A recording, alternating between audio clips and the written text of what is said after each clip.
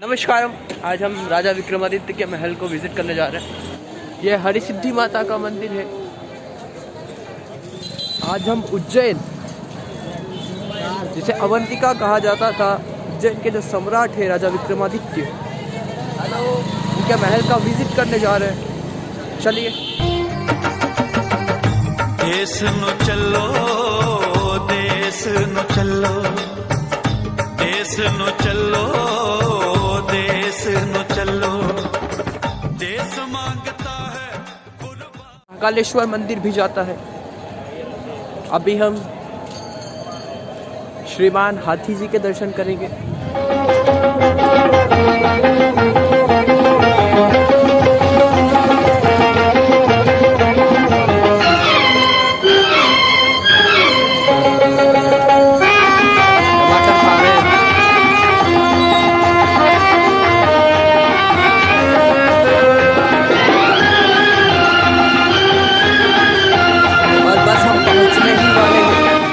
राजा विक्रमादित्य के मंदिर।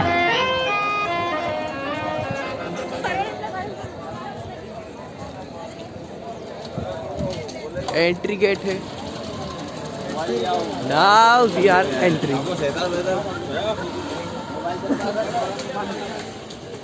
सिंहासन बत्तीसी की और विक्रम बेताल की कहानियां सुनते हैं वो राजा विक्रमादित्य के जीवन से। उन्होंने राजा भोज को विक्रमादित्य सम्राट की जो 32 कहानियां सुनाई थी वो सारी यहाँ पर लिखी हुई है। ऐसे 8 बने हुए जिनके अंदर 4-4 कहानियां 4-4 पुतलियों ने सुनाई है, वो लिखी हुई है यहाँ पर। साथ ही में ये 32 पुतलियों के स्टेचू बने हुए हैं बहुत ही खूबसूरत तरीके से।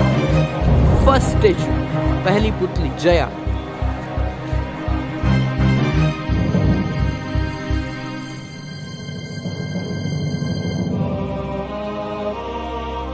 तीसरी पुतली सुप्रभा।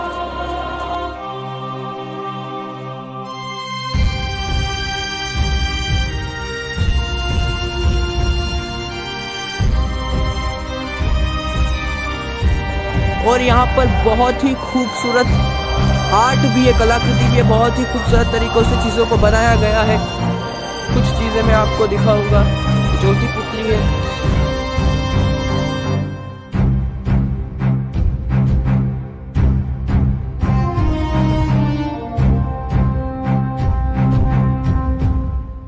की मैं बात कर रहा था कि बहुत ही खूबसूरत तरीके से यहाँ पर चीज़ें बनाई गई है, वो दिखाता हूँ मैं आपको। यहाँ पर शिप्रा मैया बनाई हुई है।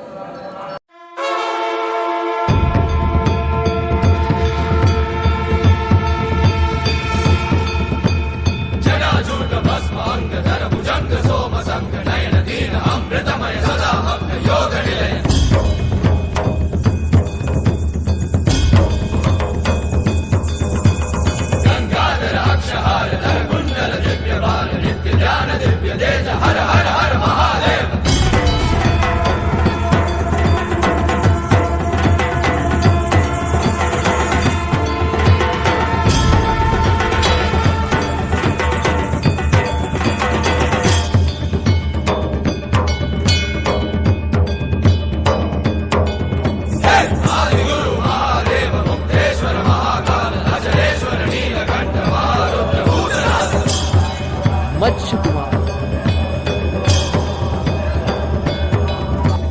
दूर करो अंधकार, खुल जाए दिव्य द्वार, नेत्र नेत्र नेत्र काल है आदि योगी, है आदि योगी, है आदि योगी, है आदि योगी, है आदि योगी, है आदि योगी। विक्रमादित्य के कोर्ट के नौरत्न थे, उन नौरत्नों के यहाँ पर स्टेचूज बने हुए हैं। बेताल Bhatt, 9 gems of Vikramaditya's court. इस तरह से जो नौरत्न है उनके स्टेचूज बने हुए। अमर सिंह, कोई इसमें विज्ञान में माहिर है, कोई गणित में माहिर है, कोई संस्कृत में माहिर है।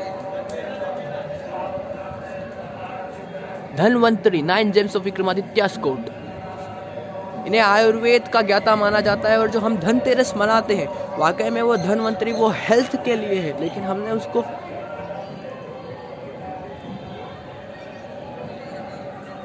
ये इस तरह से।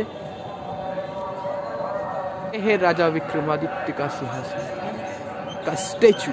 एक्चुअली में सिंहासन नहीं है, उसका स्टेचू है। सिंहासन को तो जमीन के अंदर दबा दिया गया था जब उस सिंहासन पर बैठने योग्य कोई राजा नहीं मिला था। भड़ी भड़ी भड़ी रहा भड़ी साहो रे बाहुबली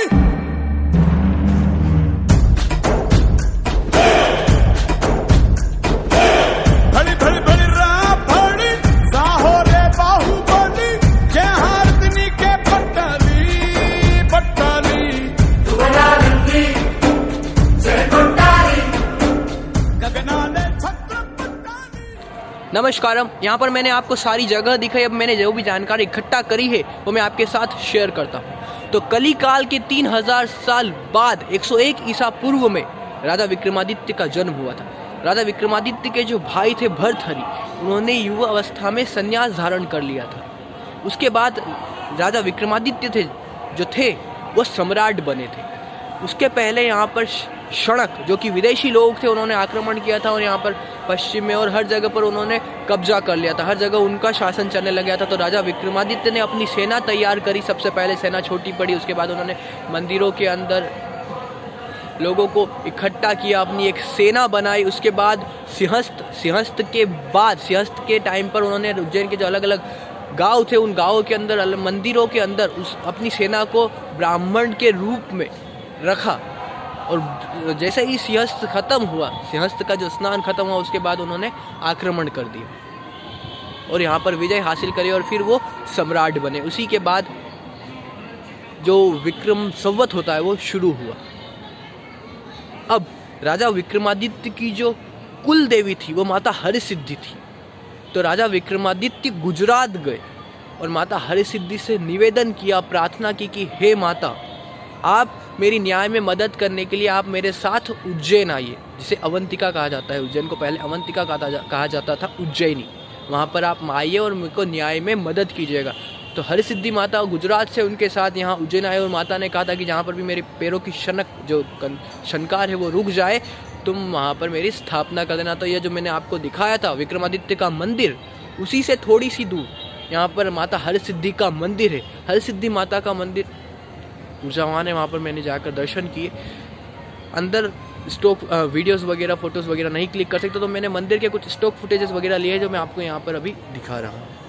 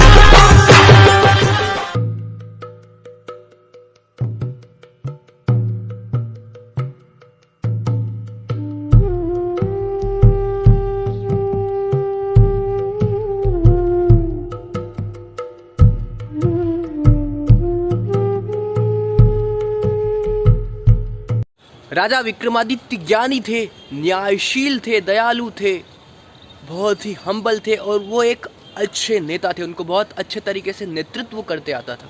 एक कवि ने लिखा है कि राजा विक्रमादित्य के दौर में जो भी प्रजा थी वो बहुत ही सौभाग्यशाली थी, क्योंकि राजा विक्रमादित्य खुद अपनी प्रजा का कष्ट जानने के लिए, अपनी प्रजा किस तरह से जीवन यापन कर रही है वो जानने के लिए, वो खुद एक आम व्यक्ति की वेशभूषा धारण करके अपनी प्रजा के बीच में जाते थे, उनके साथ रहते थे और जानने का प्रयास करते थे कि प्रजा किस तरह से जीवन यापन कर रही है। उनके राज में कभी भी किसी को खाने की, रहने की कोई भी दिक्कत नहीं थी।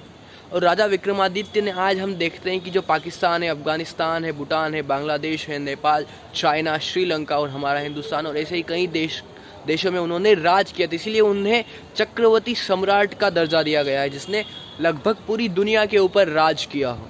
राजा विक्रमादित्य की मृत्यु कैसे हुई? तो राजा विक्रमादित्य ने लगभग 100 वर्षों तक राज किया। उसके बाद जब वो वृद्ध अवस्था में हो गए थे तो वो एक योगी भी थे। तो उन्होंने अपनी योग की क्षमता से ये जान लिया था कि उनकी मृत्यु अब निकट है और उन्होंने खुद ने अपनी देह त्यागी थी, ऐसा मैंने पढ़ा है। धन्यवाद पूरी वीडियो देखने के लिए।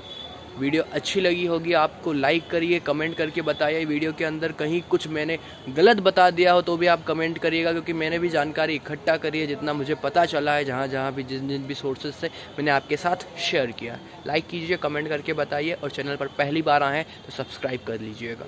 धन्यवाद, नमस्कार।